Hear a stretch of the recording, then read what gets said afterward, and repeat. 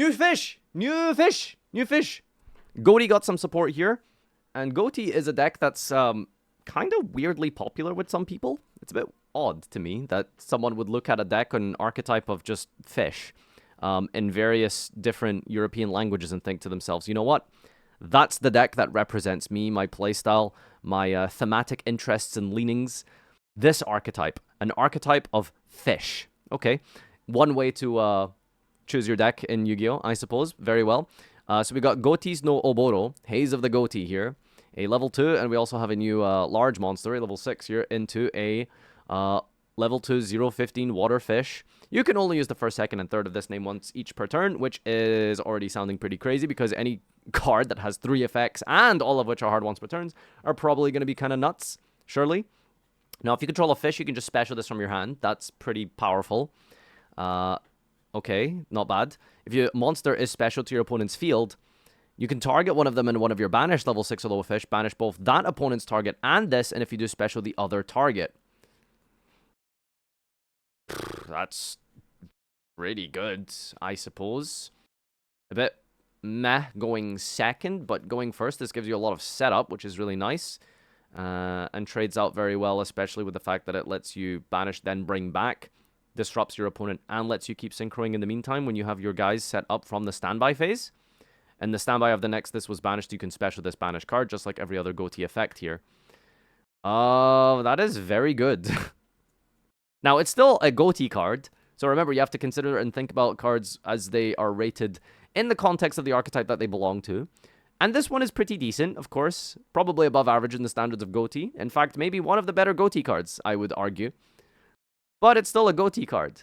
However, it kind of does everything that you would really need and want a GHOTI card to probably do within reason. Other than, you know, rip 5 cards out your opponent's hand, win the duel, draw Exodia. But it is kind of feels like a custom card. It's very, very good. Alright, we've got Moonlight of the GHOTI here. This is a 6 fish. You can only use first and second effect once per turn. This is normal or special to add a fish from deck to hand, except itself, then banish a fish from your hand or face-up field. Well, that's pretty good because as soon as it's summoned, you can banish one of the guys from your hand, and then that one lets you bring itself back in the next standby phase, but it also gets you to haze in the first place. Just by searching, by banishing a guy, that will float. So that's pretty strong. Now, I don't know how you're going to normal or special this semi-consistently because it's level 6. Like, doing this turn 1 immediately and going second might be a little bit awkward, but doable. However, with any disruption, that might be a bit yikes. And I don't know if the payoff is that great, but it seems like it's definitely worth playing, despite the, I don't want to say restrictions, but the setup required, but, I mean, it's fine. I think this deck was very much needing something that allowed you to get into the searching of the deck, but, you know. So if this card becomes banished, you can banish a fish from your hand, face up, field, or grave, and then special summon this card. Oh, never mind. That just fixes everything. Okay. Yeah, you just banish this, and then it just comes back, and then it gets you the search, and then banishes, and then gives you the setup. Okay, these two cards are probably very good in GHOTI. It's been a while since I read them, but, I mean, to give you some context, GHOTI was a little bit not ideal at starting playing, but once it kind of got going, it was very, very good, actually, I'd say. Like, GHOTI is, like, very good once it gets going, but this sort of sets you up really nicely. So just normal summoning the guy that banishes from your hand immediately, then banishes this, then special this, then banish another guy. That's like 2 setups and a search just by itself. So that's really good. And obviously this guy kind of reads like a fish circular, so that's decent. Now, what are you making here? We have a fish tuner synchro level 4. If this does anything and then lets you quick synchro, this is going to be probably some of their best support here. But that's very contingent on this being a very good on-summon effect that isn't just synchro away here. Let's see. First and second effect is once per turn, 12-4, 1 tuner, non-tuner, very generic. If this is sent to the grave as a synchro material, you can special 2 lamp tokens. Can't special monster extra for the rest of the turn except fish. If you control fish synchro, banish this from a given target, 1 card in the field, destroy it.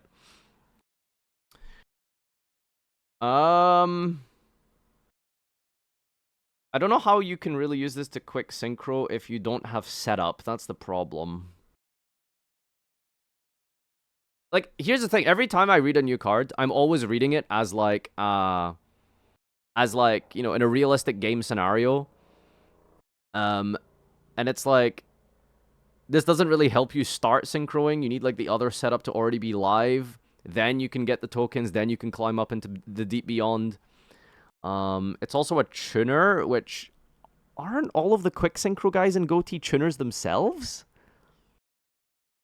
So how are you supposed to say? Aren't you supposed to have like 3 guys up before you can actually use this? Am I wrong? Isn't that how that works? GHOTI needed a 4-fish synchro since the start. He's insane. Trust. Okay, I will trust you. But you know, it's good for what it does for sure. Like if you synchro with any of your GHOTIs, then you just get 2 tokens. You can climb up and then also pop a card. By the way, just you know. Actually, no, that second effect isn't as good because it's on your own turn. But still, obviously, strong. I thought you could do that on your opponent's turn, but never mind. Okay. It's fine, I suppose. It works with the new cards, which is the most important thing. So I suppose that's, like, the logic behind this. The new one is a non-tuner, right? So that helps you make it...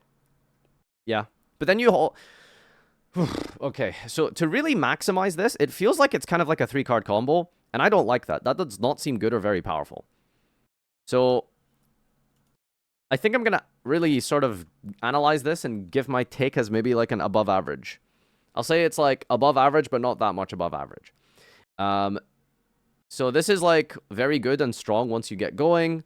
But the problem with GHOTI, again, seems to remain that there isn't really a ton of ways for the deck to get going that isn't very so easily interruptible. And I don't like to use the argument of like, oh, but this loses to this or this loses to that. The problem is like, if your like 3-card combo loses to like a disruption, then it doesn't seem like it's very good, is it?